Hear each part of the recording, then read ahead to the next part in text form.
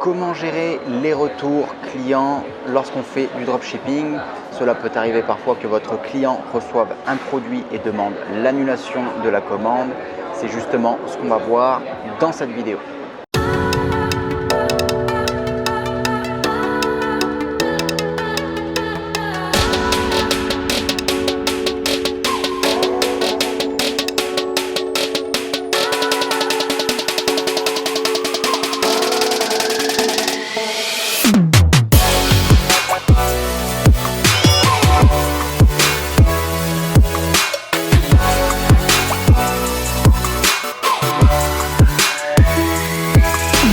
Si tu es nouveau sur cette chaîne, n'hésite pas à t'abonner dès maintenant pour ne louper aucune de mes nouvelles vidéos. Merci aussi de me laisser un gros pouce bleu, cela me permet de savoir quel type de contenu t'intéresse et de créer encore plus de vidéos et de tutos sur cette chaîne. Et bien sûr, si tu as des questions, n'hésite pas à les poser dans les commentaires, je me ferai un plaisir d'y répondre par écrit ou même par le biais d'une vidéo. Salut, c'est Émeric et bienvenue dans cette nouvelle vidéo où on est dans un petit salon de thé assez sympathique ici en direct de Shenzhen en Chine. Et donc je voulais aujourd'hui vous faire une petite vidéo sur tout ce qui est retour de produits et demande d'annulation de la part de vos clients lorsqu'on fait du dropshipping.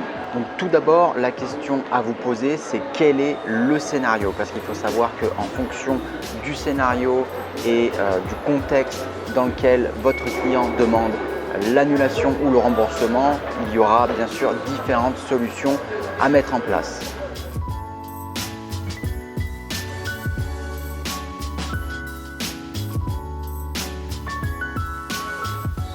Le premier scénario, c'est votre client demande l'annulation de sa commande, mais le produit a déjà été expédié et est en cours d'acheminement vers le client.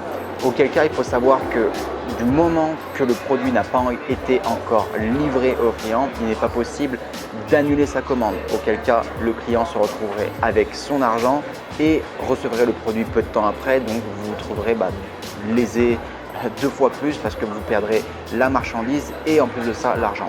Donc, dans tous les cas, si le produit est en transit, la demande d'annulation ne peut pas avoir lieu. Il faut que le client ait reçu le produit physiquement afin de faire la demande d'annulation et qu'en général il fasse sa demande d'annulation sous 14 jours. Donc 14 jours c'est le minimum légal en France et en Europe, mais il faut savoir que certaines boutiques donnent des garanties de remboursement sous 30 jours voire même plus. Après, c'est à vous de voir selon les politiques de votre boutique. Donc encore une fois, je répète, même en cas de retard, du moment que le colis est en cours d'acheminement vers le client, la demande d'annulation ne peut pas avoir lieu. Il faudra donc que vous expliquiez à votre client que le colis est par exemple en cours d'acheminement, qu'il y a un léger retard sur le traitement de son colis, mais que son colis arrivera bien à destination. Donc voilà, bien souvent ce qu'il faut, c'est rassurer le client sur le fait que son colis est en cours de route. Le deuxième scénario, c'est que votre client reçoit le mauvais produit ou un produit qui est défectueux.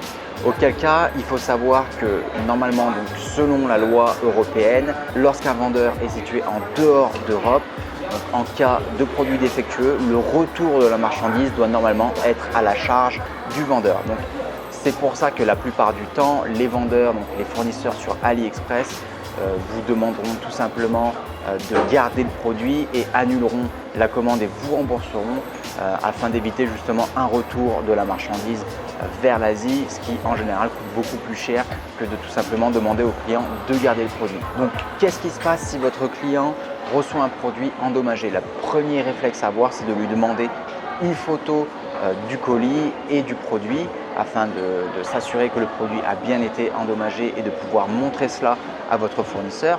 La deuxième chose à faire, c'est tout simplement de contacter votre fournisseur afin de lui reporter le cas.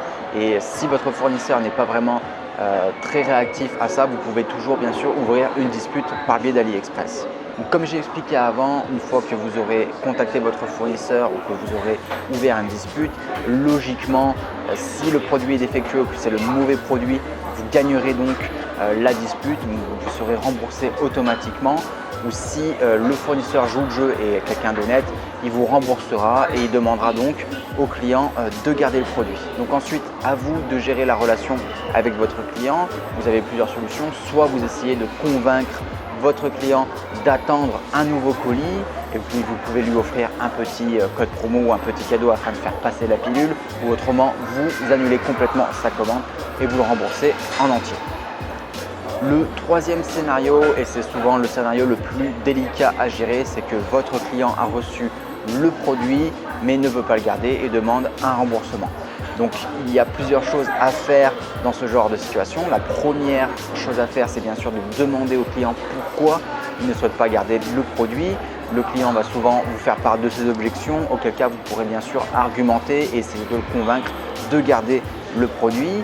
Vous pourrez aussi essayer, pourquoi pas, de le convaincre de garder le produit et de lui offrir un petit code promo afin qu'il repasse une commande pour recevoir justement le produit ou commander un nouveau produit qu'il désirait vraiment.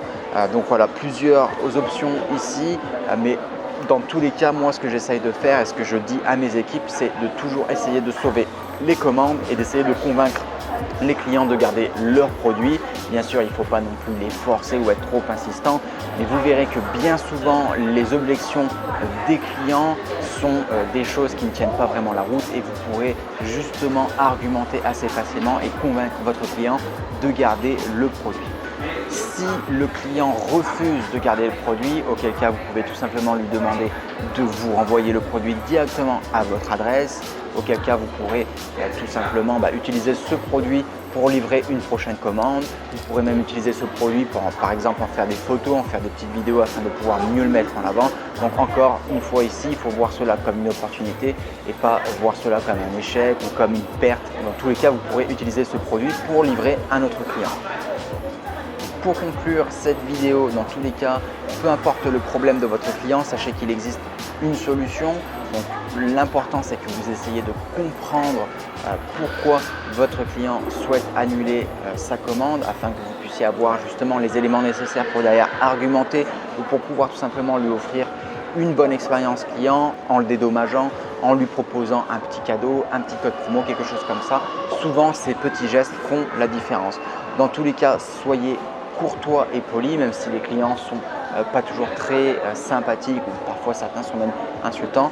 N'oubliez pas que votre service client est aussi la vitrine de votre business, donc il est vraiment important de rester courtois et poli. Vous ne voudriez pas que votre client justement utilise vos discussions, vos emails ou voilà des screenshots des différents messages que vous avez pu échanger pour justement les diffuser sur tous les réseaux sociaux, ce qui pourrait vraiment plomber la réputation de votre business. Donc, même si parfois ça peut être tentant, soyez courtois avec les clients, restez poli, vous pouvez être ferme bien sûr. Je ne dis pas qu'il faut dire oui à tout ce que demandent les clients parce que parfois certains clients sont vraiment, on va dire, pas vraiment raisonnables et vont exagérer. Donc auquel cas il faut rester ferme parfois et faire valoir vos politiques, vos conditions qu'il y a sur vos sites qui sont, je l'espère, marqués noir sur blanc dans les conditions générales de vente et les mentions légales. Et voilà, il faut toujours rester ferme et puis courtois et poli.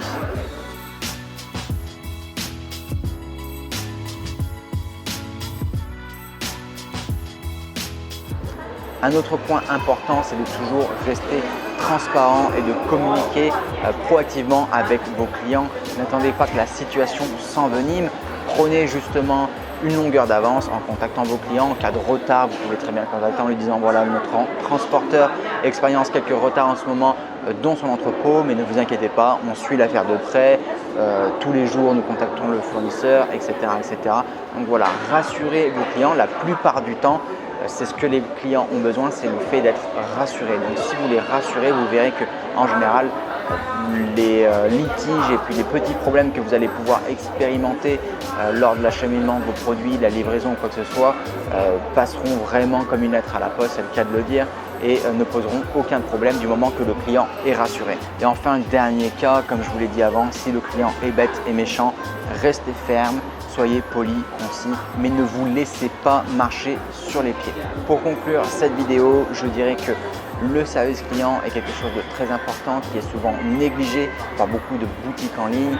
Donc justement, soyez différents, essayez d'offrir une expérience à vos clients qui soit inoubliable. Parce que comme on le dit souvent, lorsqu'on commence en dropshipping, on n'a pas forcément beaucoup d'avantages concurrentiels. Donc les avantages que vous pouvez avoir justement, c'est l'expérience que vous allez apporter à vos clients. Donc ne négligez pas le service client. Vous pouvez justement aussi regarder, je vous donne un petit exercice à faire à la maison. regardez les sites dropshipping les plus populaires en France et même dans le monde, vous verrez que bien souvent leurs services clients sont exécrables et que les avis clients négatifs ne sont même pas répondus ou traités sur des sites comme Trustpilot ou Review Center, etc. Donc ça, pour moi, c'est vraiment une erreur et c'est un signe que ces business-là font du business dans une optique de court terme et ne font pas quelque chose de vraiment sérieux. Si vous êtes sérieux, vous devez traiter vos clients sérieusement et donc assurer un service client qui soit professionnel. C'est vraiment le minimum pour une boutique en ligne. Voilà, donc c'est tout pour cette petite vidéo. Je vous invite à vous abonner à ma chaîne et à me donner un petit pouce bleu si vous en avez apprécié le contenu. Si vous avez des questions, n'hésitez surtout pas à me les poser dans les commentaires. Je sais que parfois, avoir l'avis aussi de personnes extérieures concernant des litiges clients ou des disputes sur PayPal ou quoi que ce soit peut être aussi bénéfique et peut vous permettre d'avoir un petit peu plus d'arguments et un petit peu plus d'idées pour justement gérer ces dossiers. Une fois que vous en aurez géré quelques-uns, vous verrez que ça devient quelque chose d'automatique et que ça deviendra vraiment logique pour vous. Voilà tout donc pour cette vidéo. Si vous souhaitez vous former au e-commerce, je vous ai mis tous les liens vers mes formations dans la description de cette vidéo. Il faut savoir que je suis l'auteur de plusieurs formations qui regroupent plus de 10 000 étudiants. Donc je vous invite à découvrir ça si vous avez besoin d'un accompagnement ou tout simplement d'un raccourci pour vous former au e-commerce. Encore une fois, je vous remercie de m'avoir suivi jusqu'à la fin et je vous dis à très bientôt pour une prochaine vidéo. On se retrouve prochainement. Ciao, ciao.